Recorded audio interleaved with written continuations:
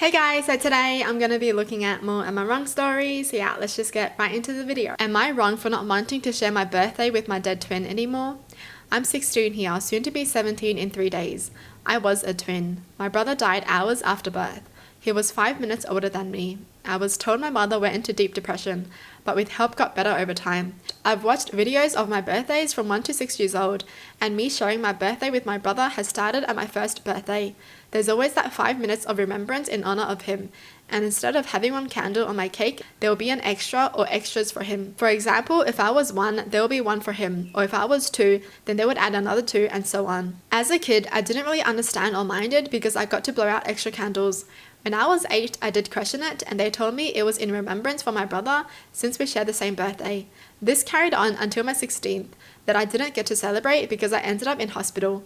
My grandpa showed up at the hospital while I was recovering with a gift and wished me and only me a happy birthday. After he left, I realized I loved that he only acknowledged me. I realized I didn't want to keep sharing my birthday with my brother, but then I felt guilty. I did try and speak to my parents about me just celebrating my birthday this year, but I was brushed off. Now we come to what happened 4 days ago, and my grandpa, who was the official cake maker in my family, asked what type of cake did I want. I told him and added firmly with only 17 candles, please.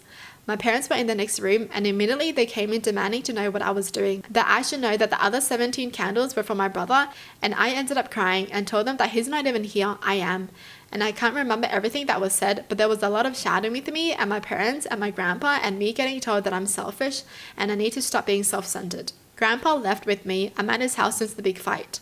I've been crying a lot and Grandpa has been there for me, but I feel so guilty and I need to ask, am I wrong? There's another way to deal with grief of your child without hurting the child that's alive. I feel like it's just so unfair to force your grief onto your own child because your kid doesn't even know anything, right? Like, when this person was born, they didn't share a bond with their brother. So they don't know anything. The kid is not being selfish because obviously every kid wants to celebrate their own birthday. Am I wrong for telling my friend that if she couldn't keep up because of her disability, she just shouldn't come? I have a pretty close group of friends. We have this one girl in our group, Sadie. She has a disability that is mostly manageable through medication. Despite this, Sadie has a bad habit of forgetting to take her pills right before we do something she isn't interested in doing. This time, it was on a group trip we've been planning for over a year. Due to how high the cost of the trip was, we each decided to take a day and plan an activity that the whole group would participate in. We also rented a van together to get to our destination, as that was the most ideal situation. The first issue with Sadie came up when getting to our destination. Due to the length of the drive, everyone was going to be driving an hour to get to our destination. Right before it was Sadie's turn, she had a flare-up and could not drive. Our friend took over. The next morning, my friend had planned a tour of the town. We all reminded Sadie several times to take her medication, as this was an expensive tour and we did not want it to be cut short. Well, she had forgotten and the tour had to be cut short. This is when I got genuinely upset, because this was now my money being wasted. Throughout the week, she had flare-ups pretty often. The actual fight that led to this post occurred on my day though. The previous day, Sadie had no flare-ups.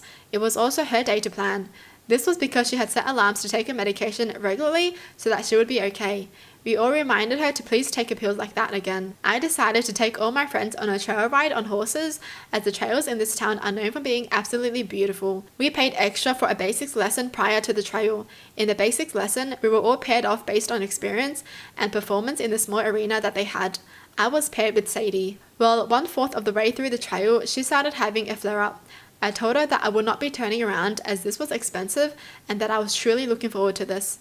She begged me to turn around. Finally, the ranger told us that I had to turn around with her as she was my partner. In the car, I told her that she knew how important this was to me and that she should have just taken her pills. She told me that I was being ableist and that I didn't know what pills did to her. We got into a huge argument in which I said, if your disability can't take being a good friend, then maybe you shouldn't come on these trips anyway. While I agreed that it was harsh, I didn't think I was in the wrong considering she had cost us so much money over the years for simply not wanting to do something. My other friends agree that Sadie is inconvenient at times, but that I should have been more sensitive to her condition. I'm honestly torn on whether to apologize or not. Wait, I'm so confused. So she only takes the medication when it's her turn to do her activity that she wants to do because she likes it? But for everyone else's, she doesn't take her medication because she doesn't want to do it so she can just go home? Is that what's happening? What the heck? And I'm assuming Sadie doesn't like taking medication often because of the side effects, right?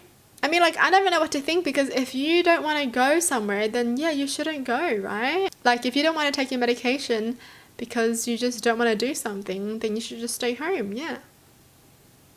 I'm just confused. I'm assuming it's happened so many times, that's why this person is so pissed off, right? Because everyone has been reminding her to take a medication, but she simply just forgets. I get why someone would be pissed off when that happens. Like, if I'm telling someone to take the medication because I know the trip is not going to happen if they don't take the medication, and they still don't take the medication and the trip didn't happen, yeah, I'm pretty sure a lot of people would be mad. Honestly, maybe she could have just been a bit nicer, right? Instead of being like, you shouldn't have come then, right? So yeah, I do feel bad for everyone on the trip, because everyone has to cater towards Sadie, right? Am I wrong for not letting my husband eat the food I cooked? My husband has food insecurity and overeats even when he's not hungry, out of fear of it all being eaten before he gets to taste it. Every item of snacks and soda in this house that is bought is gone within a few days because he binges it until it's gone. And he has in the past told the kids they couldn't have more dinner because there wasn't enough, just so he could eat it later. I was at work for that one. I did make him get therapy, but it's not doing much good because he doesn't apply himself at all. Today, I bought stuff for lasagna and bought myself a big salad because I couldn't eat red sauce. Within an hour of being home, he was already in the fridge asking if he could have my salad because he was starving. I said no originally because he kept prying and said, "Come on please, I will share it with you." I said whatever and walked off. He left me 3 bites. I tossed it in the trash. This was not even 10 minutes before I started cooking. He said multiple times, "I'm so full. Now my belly hurts," or "I ate too much," which is common for him. But I was still salty about it, honestly. So I only made half a sheet pan of lasagna, which would only feed the kids. Husband said he was so full anyways. I give the kids their food 20 minutes later. I prep, so cooking takes 0 time at all. I tell them they can finish the pan off. Well, my husband comes out and sees the lasagna and says, "Ooh, that's what I'm talking about." I said, "Absolutely not. You just ate my dinner and you were full 30 minutes ago. This is the kids' food." I didn't say this in front of the kids. He says I'm a royal bitch because he needs the lasagna and it's going to send him backwards because now I'm withholding food from him. You cook then. You cook! Dude, I would not have the patience of this girl. Oh my gosh. The fact that she didn't even confront him after he left her 3 bites. She's an angel. I would not be able to do that. I'll be so pissed off. If someone just doesn't respect me enough to even leave me food because I'm hungry, okay, bye. Bye. You know, a way to someone's heart is food, okay? You're not gonna leave me a bit of food when I literally bought it for myself to eat. Dude, this guy just seems... I don't even need words to express it, you know what I mean? Like, he just seems... Well, that's it for the video. Hope you guys enjoyed. Tell me in the comments down below what your thoughts are. And as always, thanks for watching. Hope you guys liked it. And I'll see you guys next time. Bye!